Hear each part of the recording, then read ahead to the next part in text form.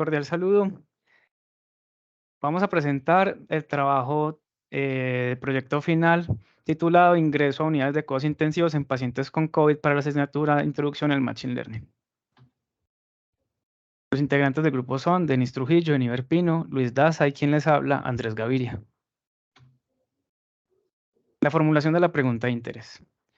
Inicialmente, entonces, dentro del proceso de Analytics, tenemos el caso que tiene que ver con el ingreso hospitalario de pacientes con COVID-19. Es posible predecir su ingreso a unidad de cuidados intensivos y precisamente esta es nuestra pregunta de interés. A partir de modelos de Machine Learning podríamos predecir el ingreso a estas unidades de cuidados intensivos de pacientes que ingresan por COVID-19 en diferentes hospitales.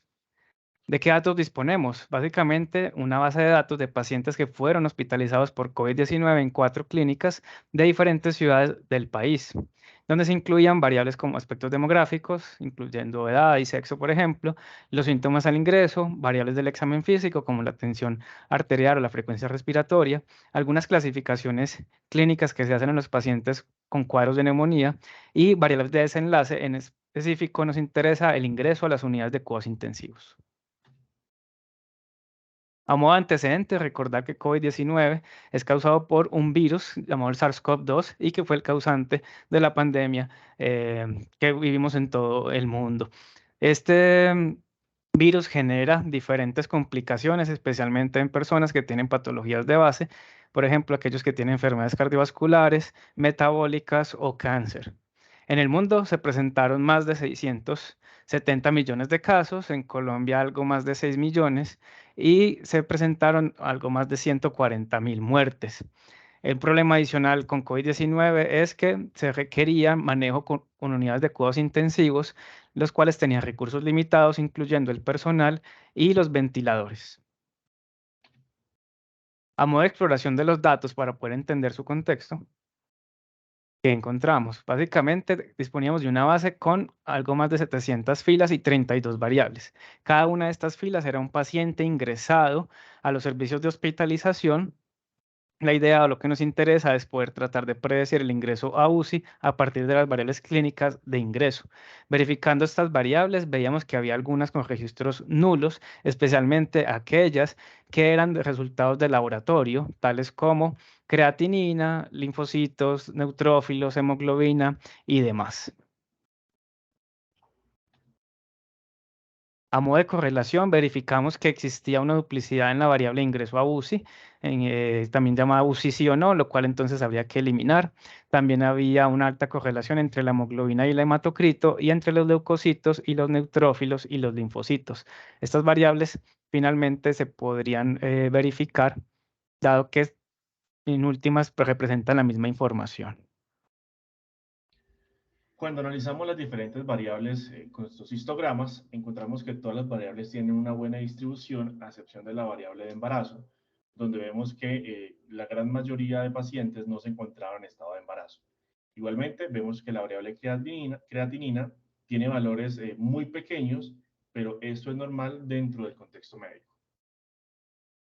Contamos con 3 variables categóricas: lugar de atención, nivel educativo y afiliación a la seguridad. En este caso, la que nos llama más la atención es la de nivel educativo, dado que tiene atributos repetidos, como lo es el caso de secundaria, que se encuentra 3 veces, esto debido a errores de escritura que serán corregidos en la preparación de los datos. Al examinar la participación de la variable de respuesta, en este caso si la paciente ingresa a UCI o no, entre las variables predictoras, vemos que en todas las variables hay una buena participación. Nuevamente resalta la variable de embarazo, dado que todos los pacientes que se están analizando no se encontraban en este estado. Como observaciones adicionales, dado que la muestra con que se encuentra relativamente pequeña, y para no perder información, las variables que tengan datos nulos serán tratadas mediante el método de Splint Interpolation.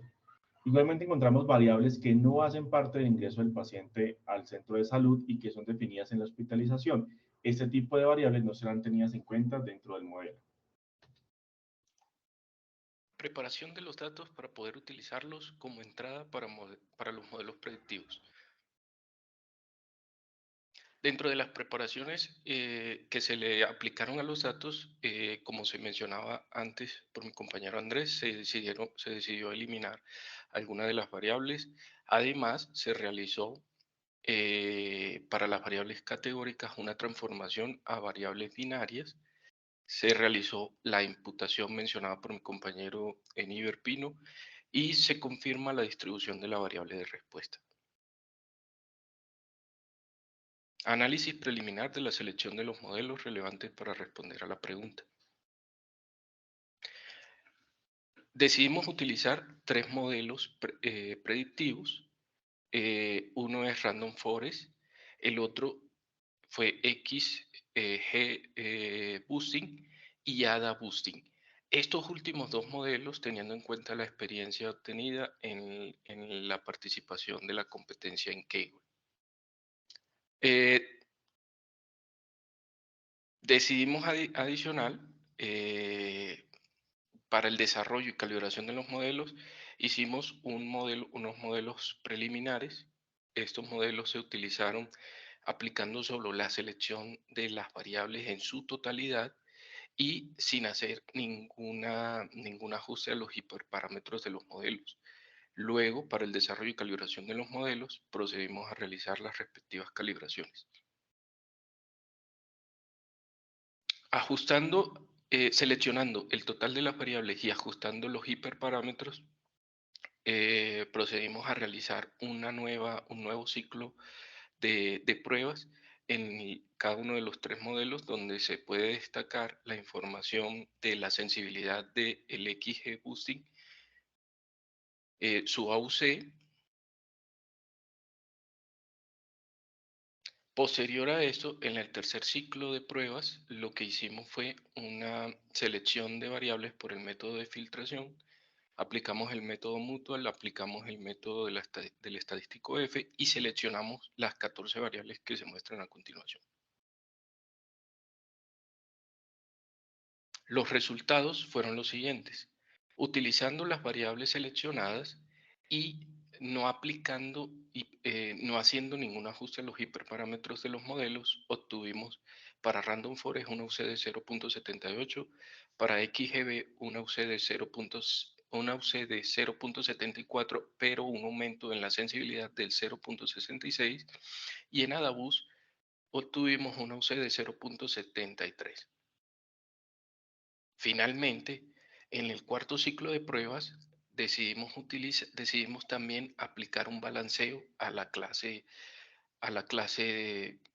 de respuesta, a nuestra variable de respuesta, y aplicamos la selección de variables y ajustamos los hiperparámetros de cada uno de los modelos, donde lo que más se destacó fue el AUC del 0.79 para Random Forest, para XGB, una sensibilidad del 0.68. Visualización de los resultados. Finalmente, luego de realizar los 4 ciclos de pruebas en los 3 modelos diferentes, obtuvimos 12 métricas, en las cuales podemos resaltar que para la especificidad, los modelos con mejor desempeño fueron Random Forest 2 y ADA 2. Para la métrica de sensibilidad, podemos ver que luego de realizar la selección de variables por el método filtrado y ajustando todos los hiperparámetros, obtuvimos que para los 3 modelos la sensibilidad arrojó el mismo puntaje.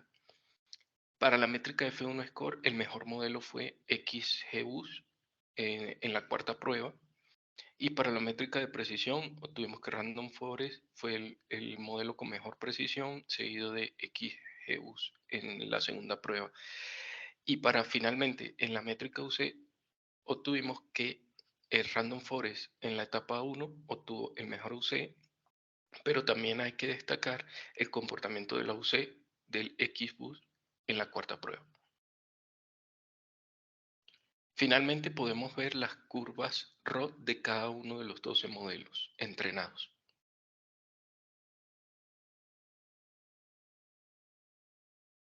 Finalmente, las conclusiones de todo el proyecto. Tenemos entonces que buscábamos mejorar la sensibilidad para poder identificar los pacientes que efectivamente requieren UCI, pero a tratar de aumentar la sensibilidad, pues afectaba el valor de la AUC.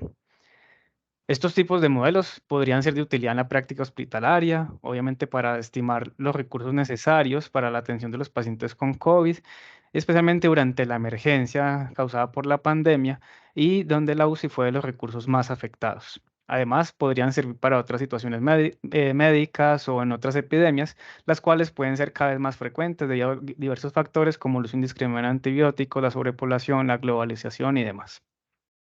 En el caso particular de este modelo, algunas recomendaciones, por ejemplo, tratar de ampliar el tamaño de la muestra podría mejorar el desempeño de los diferentes modelos y además se podría tratar de fortalecer el diligenciamiento de todas estas variables por parte de los profesionales de la salud, dado que había algunas con valores perdidos. Como conclusión, el modelo que, de acuerdo con nuestros datos, se ajustaba mejor fue el XG Boosting en la cuarta iteración, considerando que tiene una buena sensibilidad y una especificidad por encima de 0.75. Es importante también que estos valores se logran con menos variables, lo cual es más factible de manejar en un ambiente médico. Muchas gracias.